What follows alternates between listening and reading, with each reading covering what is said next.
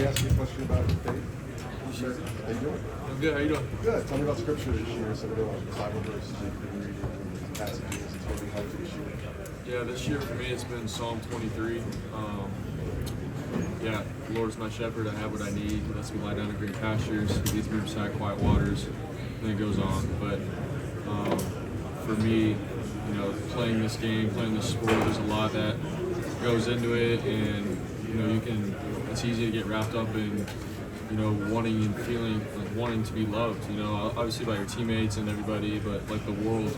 And so for me, like in that passage, it's talking about, you know, I already have what I need from the Good Shepherd, from Jesus. So I don't know, I've just been studying Psalm 23 throughout the whole season, and been going back to it. It's what I start off with actually every single day. I just read off Psalm 23 to myself before I start off with some solitude, and then I go about my day. I talked to your dad a couple days ago. He said he prays his guts out when he watches you play.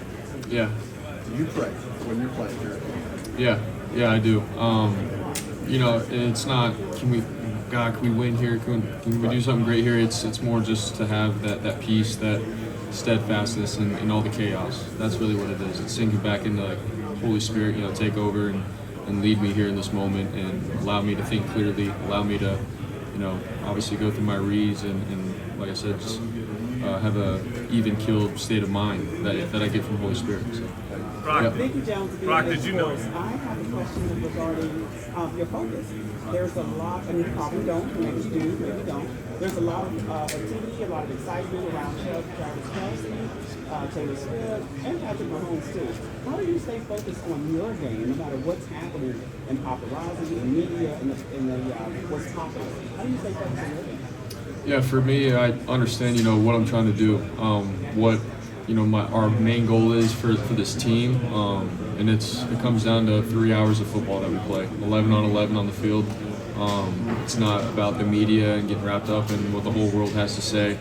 You know, people can enjoy those kinds of things off the field, but as players, and especially being the quarterback, it comes down to, all right, how do I do my job really well for 3 hours against the Kansas City Chiefs defense? That's where my mindset's at. I want to do everything I can to help my team win, and that's what I do. I'm focusing on the plays. I'm focusing on what we're trying to do for this week. I'm not getting caught up in all the paparazzi and all that kind of stuff outside. So many quarterbacks come into the league and they're really talented, but they go to organizations that might lack stability. You get to come to San Francisco and you have a good owner in Jed York, really manager, Al Shanahan, and a lot of weapons, but also a rich history with great quarterbacks in Joe Montana as well as Steve Young. What's it meant for you to land here? Obviously, it's taken some luck, and how has the history of the Niners organization propelled you to have this really successful put you on the right path? Yeah, exactly what you said is true. You know, we got such a great organization. Obviously, from the ownership down, John Lynch to Kyle to the team that we have. For me as a quarterback coming into the league, it's been a blessing to, you know, have such a great supporting cast around me. Obviously, the keys weren't just given to me or anything; it had to be earned. And you know, I've come in day one, just obviously trying to learn Kyle's system, his playbook, and earn the respect of my teammates. And then over time, I've been able to, you know, step into that role and be ready for my opportunity. And but yeah, at the same time, man, I have a lot of help around me, and it's allowed me to develop, and I'm going to continue to develop with the help and the cast that I have around me. So more than anything, I'm grateful for it, and there's a lot more room for me to grow. What's the tutelage of Joe Montana and Steve Young? Can you say it again? What's the tutelage of Joe Montana and Steve Young for you as a team player? Yeah, I mean, obviously just what they've done, you know, for this organization, the history. For me as a quarterback, it's like, all right, you know, there's obviously some big shoes to fill, and I'm not going to compare myself to them or anything, but, you know, they've set the standard for winning in this organization. When you look at the 49er logo, you think of success and Super Bowls because of those guys. And so that's, you know, something that I have in the back of my mind, like, all right, there's a standard here. And then at the same time, when I talk to them, they've been so great to me and supporting me and everything. And when you talk to them, when you're in their presence, you're obviously in the presence of greatness. You know, they got the job done, and so definitely makes you think like, all right, let's step it up, and obviously let's live up to the standard that they set. You said again? What have Steve and Joe shared with you? You said, the wisdom, the advice, what are some of the things they've shared with you? Yeah, just briefly talking to like Joe, it's been just pretty simple, just in terms of you got a good team around you. Just obviously go through your reads and what Kyle is calling and trust in Kyle. You don't need to be this superstar or anything. Like you can go out and just do your job, do it well, and you got a good team around you, and you guys can win that way. And then with Steve, Steve we just talked about just like our mindsets, in the NFL, with all the stuff going around on the outside, being able to, sink back into what you believe and understand who you are, what your purpose is, and then he spoke to the team obviously about, when you have an opportunity like this, you got to take it. You can't let it slide. There's a lot of players in the NFL that don't get opportunities to go to the Super Bowl and win it. So he was like, you got to do what you can as a team when you have this op to take it. So Yeah. How about development? How do you develop in season, bro? Like, there's no time. Patience. You gotta win now. You gotta win now. You gotta win now. How do you develop when every week you've been kind of thrust in that center stage? And prior to that, we're getting all that many reps. How do you kind of balance that? yeah, I mean, it comes down to meeting with Greasy, Kubiak, and Kyle, and going over the little things within the game film and being like, all right, you have to be better in this area or that area. And then you just attack it, throughout the week in practice, mentally on my own when I'm watching film, and understanding there's no room to, all right, you can lose a couple games and, we'll get back into it. Like every game is so crucial and critical. Every rep is so crucial. And so I understand that. I understand also that you can't play a perfect game. You're going to mess up. But you have to find ways when things aren't going well and looking good to will your team to win and to pick up your part and play well. So I don't know. Throughout the year, you learn those things, and at the end of the day, you want to put your team in position to have a good playoff seed, win playoff games, and get to the Super Bowl. I know like normal week, I've been kind of stressing it's a football game. We do this all year long. Have you had to do anything differently to kind of cut out the inevitable noise that comes around with the Super Bowl? A little bit. Just understanding, like I said, like what our purpose is for this. It's going to come down to Sunday. We're playing for 3.5 hours, and how can I play my best brand of football for this organization and my teammates? That's what the ultimate goal is, and that's what I understand that. And obviously with the media and all the stuff going on the outside, you get a lot more attention than you ever have probably in your life. And that's okay, but for me it's, turn off the social media, turn off all the other outside stuff. I got my family and friends that text me just like normal, and I got really good teammates around me, so I keep it simple, and I understand that when I step on the field, it's about playing football more than anything. So. Hey, Brett, follow up on the quarterback question, Brock.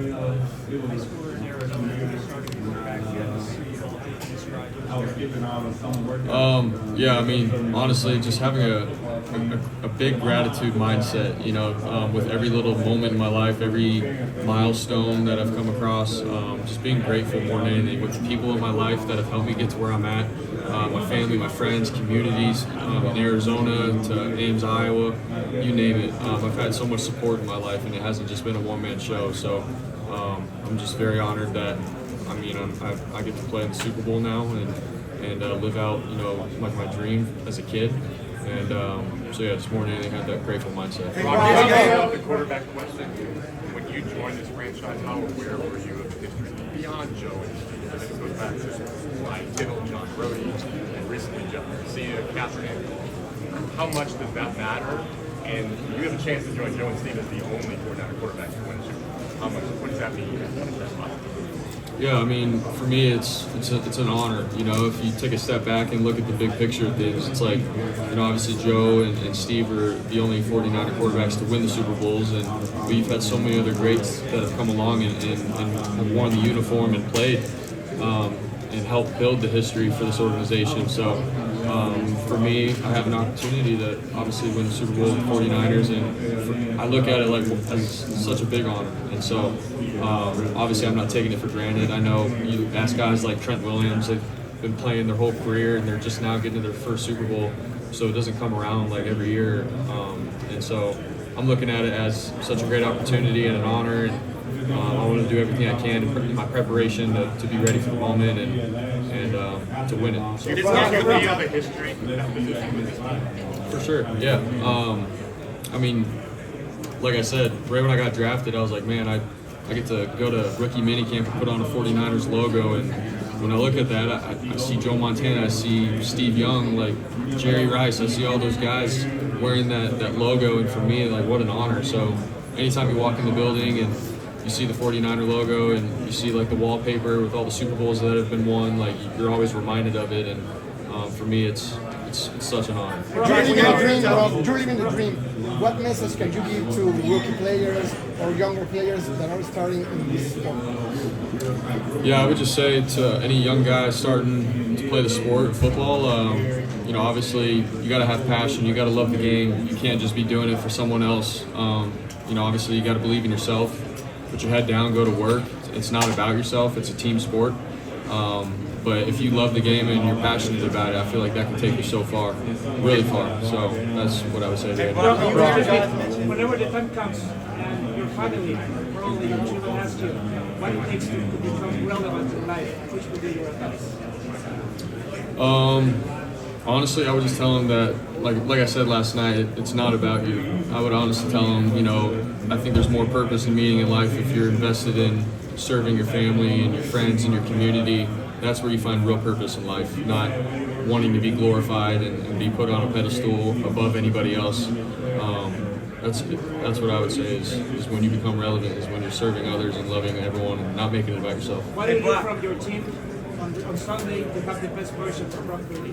One more time. What do you need from your team to get the best version of Purdy on Sunday?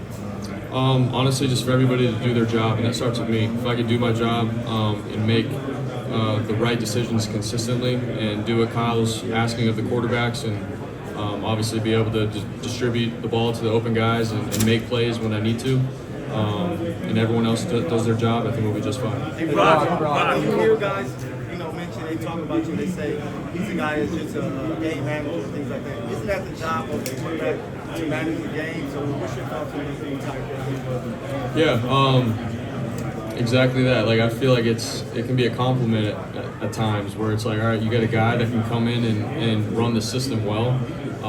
I feel like that's a compliment. I think that's, you know, you're doing things right mentally, and obviously you're good enough to be able to hit guys that are open and make plays. You know, there's 32 teams in the NFL, and there's not a lot of people that can come in and play the quarterback position well in the NFL. It's a hard job. So if you're saying that I'm a game manager and I don't look flashy in how I do it, I mean, that's your opinion. That's okay.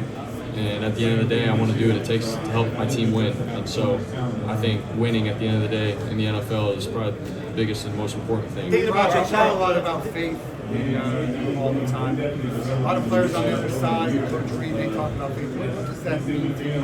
You pray that you play well, you pray that you win. How do you reconcile, whether it's you or them, about the faith aspect of it?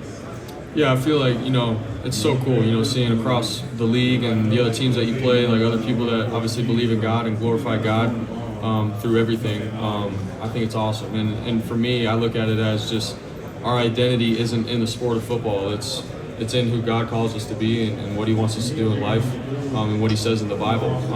And for us, obviously, we're playing football, it's our job, but it's not who we are. And, you know, we're loved no matter what because of what Jesus has done for us on the cross. And we get to go and be transformed and love people through that. We're football, it's our job, and we want to do it well, but, man, it's not going to go perfect all the time. You know, you're going to win games and people are going to love you. You're going to lose games, people are going to hate you.